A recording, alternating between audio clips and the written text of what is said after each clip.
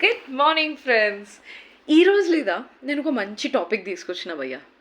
ఏంటంటే ఒక మంచి ఎట్లా అంటే చెప్పిన తర్వాత మీరు కూడా షాక్ అవుతారు, ఇంత ముచ్చట మంచి విషయం ఏంది అని.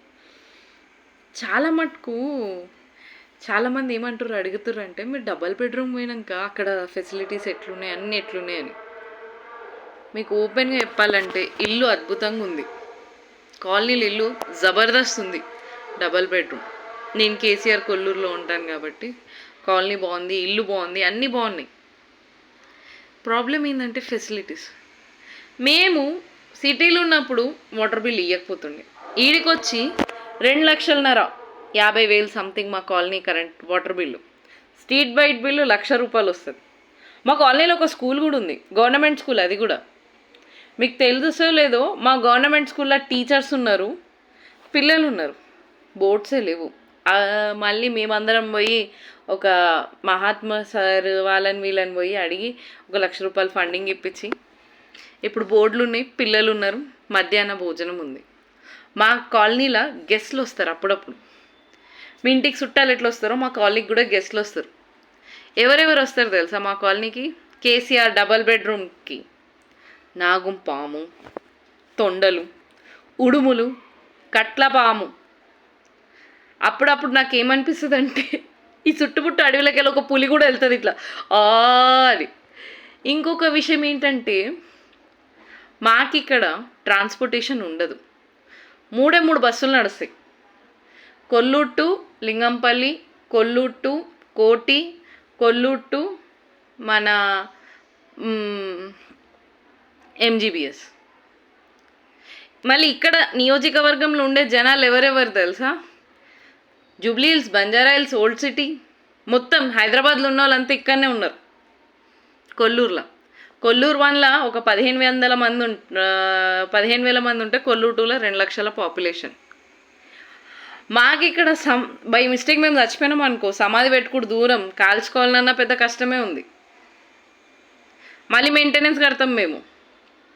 మెయింటెనెన్స్లో మాకు ఏమేమి వస్తాయంటే, lift maintenance, common area current bill వస్తుంది, వాటర్ బిల్ వస్తుంది, ఎస్టీపీ బిల్ వస్తుంది. సొంత ఇల్లు వచ్చినాక కూడా కిరాయి ఇంట్లో ఉన్న ఫీలింగ్ వస్తుంది ఎండింగ్కి వస్తే.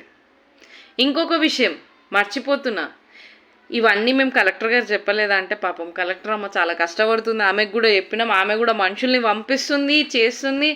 కలెక్టర్ మేడంకి వాళ్ళ చుట్టూ తిరుగుతున్నాం. ఈ కాలనీని అన్నిటినీ భరిస్తున్న గొప్ప వ్యక్తులు ఎవరంటే, ఓపెన్గా చెప్తున్నావు, నాకేం భయం లేదు, కొల్లూరు పోలీస్ స్టేషన్ వాళ్ళు. ఎందుకంటే మేము వచ్చినప్పటి నుంచి ఒకప్పుడు కొల్లూరు పోలీస్ స్టేషన్లో వాళ్ళు ప్రశాంతంగా ఉంటుండే, విలేజ్ అంతా బాగుంటుండే. వాళ్ళకి మా అంటే నెల మొత్తంలో 20-30 కేసులు వస్తుండేమో నాకు తెలిసి.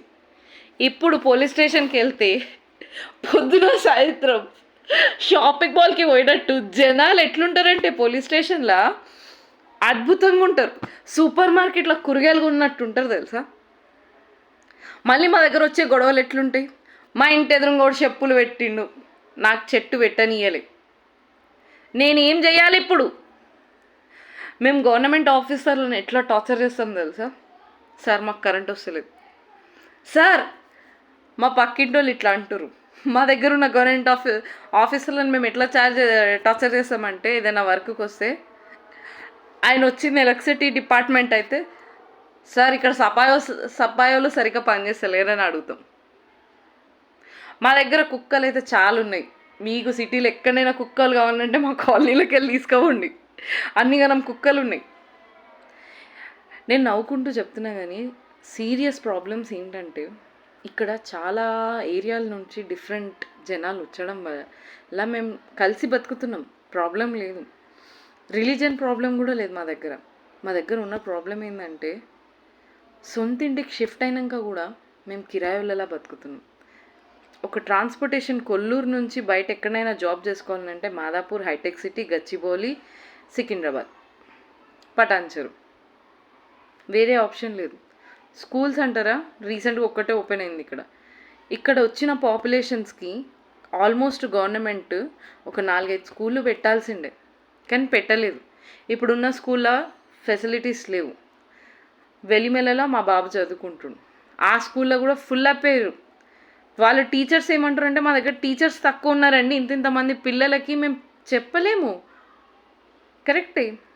ఇప్పుడు మేము మస్తు పైసలు ఉన్నోళ్ళమైతే ప్రైవేట్ స్కూళ్ళల్లో చదివిపించుకుంటుండే. ఆ ఒక్కది లేదనే కదా గవర్నమెంట్ స్కూల్కి పోయింది. అంతెందుకు డబల్ బెడ్రూమ్ ఇంటికి వచ్చి ఇల్లు ఇయ్యంగానే వచ్చి ఉంటుంది ఎందుకు? మాకు అక్కడ రెంట్లు కట్టుకోలేకనే ఇబ్బంది ఉండి ఈ అడవిలో ఈ జంగల్లోకి వచ్చి పడ్డాం మేము. కానీ జనాలకు అర్థం కాని ఏంటంటే, ఇక్కడ జనాలు అంటే కాలనీ వాసులు కాదు, మా ప్రజానాయకులకు అర్థం కాని ఏంటంటే, ఏడుపు వస్తుంది నాకు అప్పుడప్పుడు. ఏమని?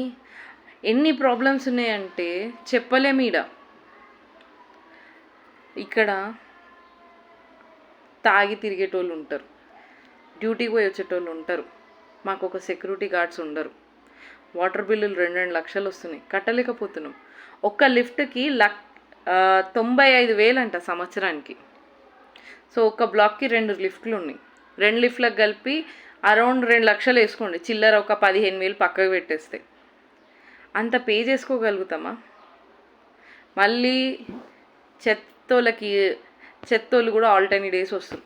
వాళ్ళు ఏమంటారు అంటే, ఇక్కడ చెత్త మీరు ఒక్కసారి ఇంతమంది వచ్చేసరికి డంపింగ్ యార్డ్స్ లేవంటారు. వాళ్ళది కూడా తప్పులేదు. ఇప్పుడు వాళ్ళు కూడా చెత్త కూడా ఎక్కడో డంపింగ్ యార్డ్లోనే వేయాలి.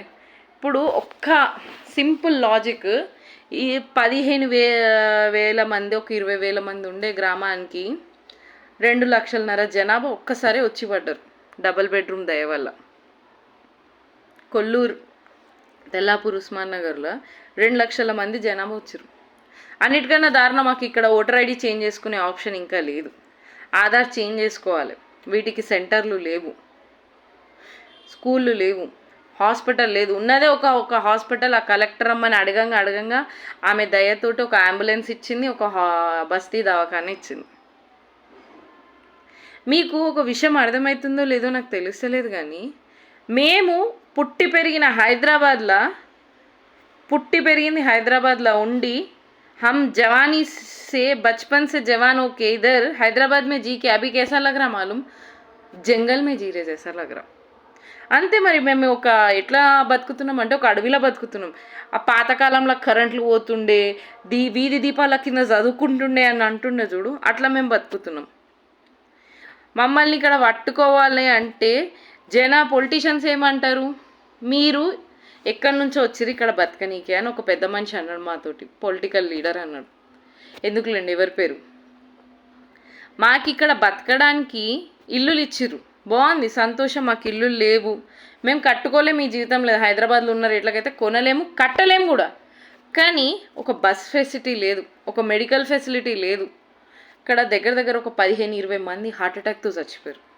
యాక్సిడెంట్లో 20-30 మంది చచ్చిపోయారు. ఎందుకంటే 1.5 కిలోమీటర్ దాకా ఏడమి స్ట్రీట్ లైట్లు ఉండవు. అర్ధరాత్రి వచ్చిరంటే గుడ్డోన్ లెక్క బండి హెడ్ లైట్ మీదే బతకాలి మనం. ఒకవేళ హెడ్ లైట్ బండిది పోయిందంటే అయిపోయా, ఏ గుత్తలుద్దో తెలియదు. వాన పడ్డదంటే కరెంట్ ఫటాకని వెళ్ళిపోతుంది. ఇక్కడ స్కూళ్ళు లేవు, అంగన్వాడీలు తక్కువ. ఇప్పుడు 2 పెట్టిర్రు, కొల్లూరు 1లో ఒకటి, కొల్లూరు 2లో ఒకటి. కలెక్టర్ ఆఫీస్లో చుట్టూ తిరుగుతూనే ఉండాలి. ఆ పోలీస్ స్టేషన్ వాళ్ళు మంచోళ్ళు కాబట్టి మమ్మల్ని భరిస్తుండ్రు. ఎందుకంటే నిజంగా చెప్తున్నా, ఒక కలెక్టర్ మేడం దగ్గరికి, పోలీస్ స్టేషన్కి మేము ఎన్నిసార్లు పోయినామంటే, కలెక్టర్ మేడము మా కాలనీలో ఉన్న వాళ్ళందరినీ గుర్తుపడుతుంది. ఇప్పుడైతే పాపం ఆమె కూడా ఏం చేయలేదు. ఆమె కూడా ఒక గవర్నమెంట్ అఫీషియల్స్, మంత్రులు, మా సీఎం రేవంత్ సార్ కొంచెం దయ చూపించి కాలనీ మీద మేము కూడా మనుషులమే, మేము కూడా ఓటర్లమే అని గుర్తించి మాకు కొన్ని ఫెసిలిటీస్ కల్పించాలి రేవంత్ సార్. ఎందుకు అంటే, మేము ఇక్కడ ఎట్లా బతుకుతున్నామంటే, తెలంగాణలో పుట్టి హైదరాబాద్లో పెరిగి మేము ఒక అడవిలో బతుకుతున్నాం. నాకు ఇప్పుడు ఏమనిపిస్తుంది అంటే, మాకన్నా గిరిజనులు మంచిగా బతుకుతుర్రేమో అనిపిస్తుంది నిజంగా సార్. ఎందుకంటే ఇక్కడ లేవు ఫెసిలిటీస్. మేము ఇక్కడ నుంచి ఒకవేళ డ్యూటీకి వెళ్ళాలంటే హైటెక్ సిటీ పోవాలంటే షేర్ ఆటో లేదా బస్సులు ఉన్నాయి 4-5. అందులో ఒక్క బస్సులో 300 నుంచి 400 మంది వేలాడుకుంటూ పోతారు తెలుసా, వందలు. ఆడోళ్ళు కూడా జెంట్స్లకి ఇట్లా స్పైడర్ రెడ్డి అన్నట్లు వేలాడుకుంటూ పోతురు. ఎందుకు? ఆప్షన్ లేదు. మళ్ళీ రాత్రి 9 అయితే బస్సులు నడవు, ఆటోలు నడవవు. ర్యాపిడోలకు పెట్టుకునేంత స్తోమత మా దగ్గర లేదు. మా దగ్గర ఇక్కడ బ్యాంక్ కాదు, ఏటీఎం కూడా లేదు. పోవాలంటే ఉస్మాన్ నగర్ పోవాలి, తెల్లాపూర్ పోవాలి, కొల్లూరు విలేజ్ పోవాలి కూరగాయలు కొనుక్కోవాలంటే. మా దగ్గర షాప్లో టెండర్లు కూడా వేయరు. ఎందుకు? ఇంకా మా దగ్గర ఎలక్షన్స్ జరగలేదు, కాలనీలలో రిజిస్ట్రేషన్ కాలేదు కాబట్టి. అది మాదే తప్పు. మేము వచ్చి సంవత్సరంన్నర అయిపోయినా మా దగ్గర జనాలు నేను లీడర్ అని కొట్టుకున్న సచ్చుట్లే ఉన్నారు. దయచేసి రేవంత్ సాబ్ మాకు కొన్ని బస్సులు వేసి ఇంత వాటర్ బిల్లులు ఏం కట్టలేం, మా వల్ల కాదు కూడా. మాకు కనీసం మా ఇంటి కింద కిరాణా షాప్స్ పెట్టుకునే ఆప్షన్ అని ఇవ్వండి. అది కాలనీలు ఉన్నోళ్ళకే ఇవ్వండి, బయట వాళ్ళకి వద్దు. బయట వాళ్ళు వచ్చి మా మీద బతికితే మేము ఏడ బతుకుతాం. ఇంకొక విషయం ఏంటంటే సార్, చాలా ఇంపార్టెంట్ అయిన విషయం, చచ్చిపోతే బొంద పెట్టుకోనికే, కాల్చుకోనికే, కాష్టం చేసుకోనికే, అది ఏ రిలీజన్ అయినా కానివ్వండి, హిందూ, ముస్లిం, క్రిస్టియన్ ఏదన్నా కానివ్వండి, మాకు బతకడానికి ఒక వ్యవస్థను ఇక్కడ ఏర్పరచండి. మేము సిటీలా ఏమంటారు, ఒక బేసిక్ ఇక్కడ జనాలు చాలామంది రిటర్న్ వెళ్ళిపోతున్నారు తెలుసా రేవంత్ సాబ్. ఎందుకంటే బేసిక్ ఇమ్యూనిటీస్ లేవు మా దగ్గర. ఇప్పుడు ఇల్లుంటే సరిపోతుందా సార్? తిండొద్దా? తిననీకే తిండి కావాలి కదా సాబ్. ఎవరికైనా ఒకవేళ వీడియో చాలా ల్యాగ్ అనిపిస్తే సారీ అండ్ బాయ్.